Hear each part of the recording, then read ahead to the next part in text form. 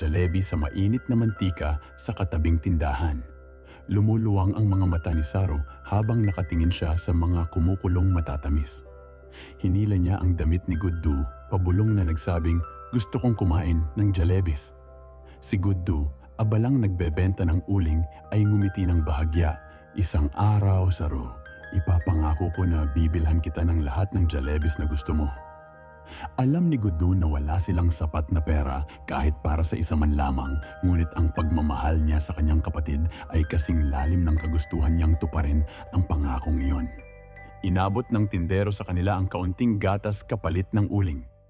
Nagniningning ang mga mukha ng magkapatid at naglakad pauwi ng maingat na bitbit ang gatas.